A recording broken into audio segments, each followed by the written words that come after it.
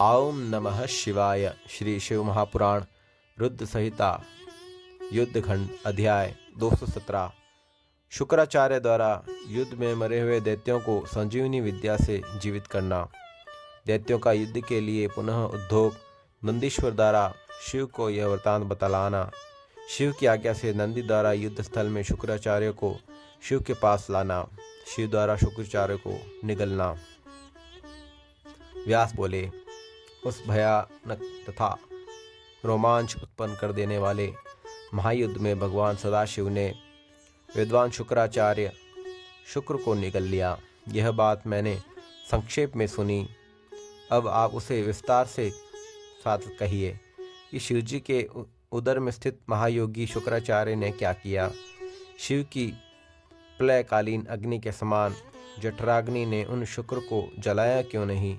काल रूप बुद्धिमान तथा तेजस्वी शुक्राचार्य किस प्रकार शिव की जठरा से बाहर निकले। उस शुक्र ने किस लिए तथा कितने समय तक आराधना की। उन्होंने मृत्यु का शमन करने वाली उस पराविद्या को कैसे प्राप्त किया। और हे तात, वह कौन सी विद्या है जिससे मृत्यु का निवारण हो जाता है।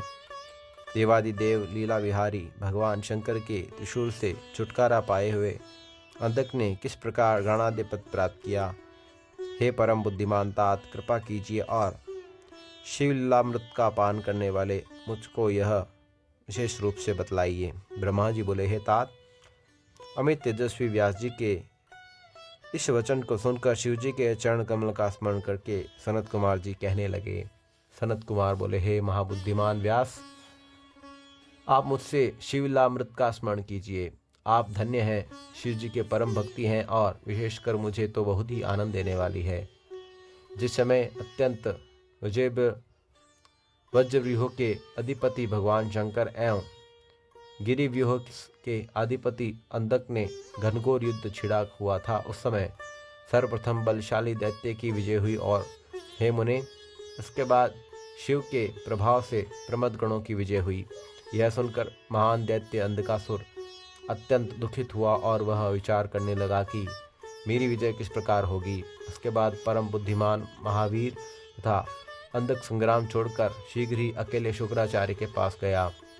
परम नीतिज्ञ वह अंधक रथ से उतरकर अपने गुरु शुक्राचार्य को प्रणाम करके हाथ जोड़कर विचार करके यह कहने लगा।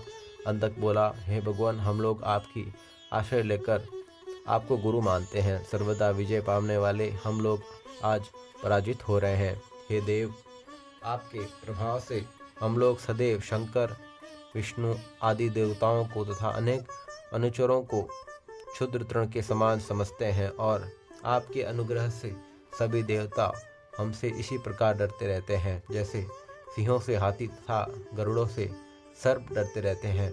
आपके अनुग्रह से प्रमद गणों की संपूर्ण सेनाओं को ध्वस्त कर दैत्यों तथा दानवों ने दुर्भय ब्रजव्यूह में प्रवेश किया।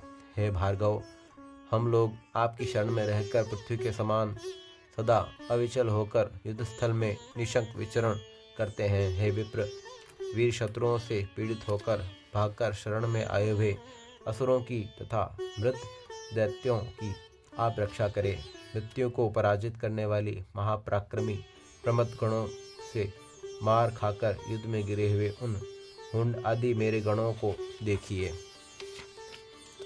आपने पूर्व काल में सहस्त्रों वर्ष पर्यंत तुषाग्निजन्य धूम का पान कर जिस संजीवनी विद्या को प्राप्त किया है, अब उसके उपभोग का समय आ गया है।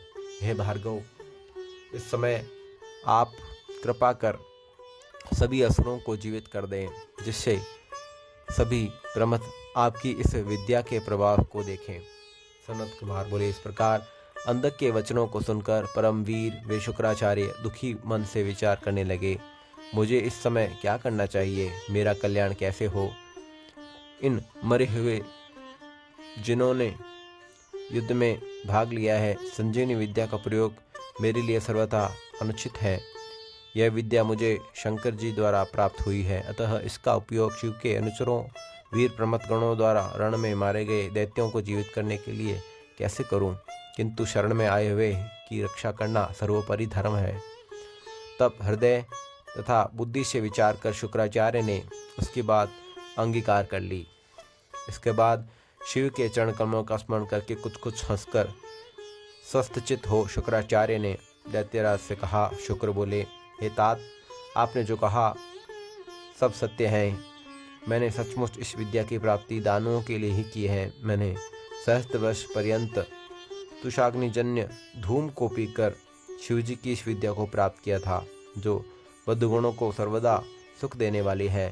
मैं इस विद्या के प्रभाव से संग्राम में देवताओं द्वारा मारे गए उन दैत्यों को इसी प्रकार उठा दूंगा जिस प्रकार मुरझाई हुई फसलों को मेघ जीवित कर देता है। आप सभी इस क्षण देखें कि ये दैत्य वर्ण रहित एवं स्वस्थ होकर सोकर उठे हुए समान पुनः जीवित हो गए हैं। सनत कुमार बोले, अंधक के इस प्रकार कहकर शुक्राचार्य ने बड़े आदर के साथ शिवजी का स्मरण कर एक एक दैत्य को उद्देश्य करके संजीवनी विद्या का प्रयोग किया। उस विद्या के प्रयोग मात्र से वे समस्त दैत्य एवं दानव सोकर जगे हुए के समान शस्त्र धारण किए हुए एक साथ इसी प्रकार उठ गए जिस प्रकार निरंतर अभ्यस्त वेद जैसे समय पर मेघ एवं आपत्ति काल में श्रद्धा से ब्राह्मणों को दिया गया दान फलदायी हो जाता है। तब हुंड आदि असुरों को पुनः जीवित देखकर सभी दैत्य जल पूर्ण बादल के समान गरजने लगे। तत्पश्चात विकट ध्वनि करके गरजते हुए महान बल तथा पराक्रम वाले वे दैत्य निर्भीक होकर प्रमद गुणों के साथ पुनः युद्ध करने के लिए तैयार हो गए। युद्ध में अभिमान नंदी आदि सभी प्रमदगण शुक्राचार्य के द्वारा जीवित किए गए उन दैत्यों को तथा दानवों को देखकर अत्यंत विस्मित हो गए। इस संपूर्ण कर्म को देखकर शंकर जी से निवेदन करना चाहिए। इस प्रकार विचार कर वे बुद्धिमान गण परस्पर कहने लगे। प्रमथश्वरों के इस आश्चर्यकर युद्ध यज्ञ में शुक्राचार्य के इस प्रकार के कार्य को देखकर शिलाद पुत्र नंदीश्वर अमर्षयुक्त हो शिवजी के समीप गए और जय हो शब्द यह कहकर इस प्रकार कहकर जय देने वाले एवं कनक के समान निष्कलंक शिवजी से बोले, हे देव, युद्ध स्थल में इंद्र सहित देवों एवं गणेश्वरों ने जो अत्यंत कठिन कार्य किया है, हे ईश, हमारे उस सभी कार्यों को शुक्राचार्य ने व्यर्थ कर दिया। एक एक राक्षस को उद्देश्य करके मृत संजीवनी की विद्या का प्रयोग कर युद्ध में मरे हुए उन सारे विपक्षियों को उन्होंने बिना श्रम के ही जीवित कर दिया। इस समय यमपुरी से लौटे हुए हुतुंड, हुंड, कुंभ, जंभ, विपाक, पाक आदि महादैत्य युद्धस्थल में प्रमद गुणों का विनाश करते हुए विचरण कर रहे हैं। हे महेश, यदि मारे गए श्रेष्ठ दैत्यों को शुक्राचार्य इस प्रकार जीवित करेंगे तो हम गणेश्वरों की विजय किस प्रकार संभव है और हमें शांति कहाँ। सनत कुमार बोले, प्रमथेश्वर नंदी के इस प्रकार कहने पर प्रमथेश्वरों के ईश्वर महादेव हंसते हुए सभी गणेश्वरों में श्रेष्ठ नंदी से कहने लगे। शिव जी बोले, हे नंदी, तुम इसी क्षण शीघ्रता से जाओ और दैत्यों के मध्य में शुक्राचार्य को इस प्रकार पकड़कर शीघ्र ले आओ जिस प्रकार बाज लवा पक्षी के बच्चों को पकड़ लाता है।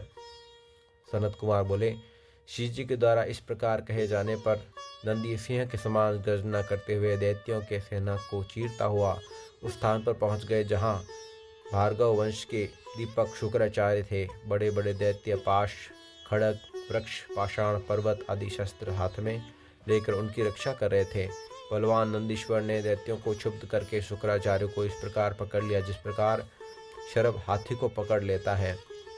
तब ढीले वस्त्र वाले, बिखरे केश वाले एवं गिरे हुए आभूषणों वाले शुक्राचार्य को छुड़वाने के लिए अनेक राक्षस सिंहनाद करते हुए उनके पीछे दौड़े। दैत्येंद्र नंदीश्वर पर मेघ के समान वज्र, शूल, तलवार, परशु, तीक्ष्ण चक्र, पाषाण एवं कंबक आदि नाना प्रकार के शस्त्रों से घोर वर्षा करने लगे। गणाधीश राज नंदीश्वर इस प्रकार शस्त्रों को अपने मुख की अग्नि के भस्म करके उस महाभयानक युद्ध स्थल में शत्रु पक्ष को पीड़ित करके शुक्राचार्य को लेकर शिवजी के पास चले आए और शिवजी से कहने लगे, हे भगवान, यह वही शुक्र हैं। तब देवे शिवजी ने देवगणों के लिए अग्नि के द्वारा दी हुई आहुतियों के समान शुक्राचार्य को ग्रहण कर लिया। प्राणियों की रक्षा करने वाले उन सदाशिव ने बिना कुछ बोले ही उन शुक्राचार्य को फल के समान अपने मुख में रखकर, जिससे वह समस्त असुर ऊंचे स्वर में महान हाहाकार करने लगे। ओम नमः शिवाय। श्री शिव महापुराण रुद्र संहिता युद्धखंड अध्याय 217 संपूर्ण हुआ।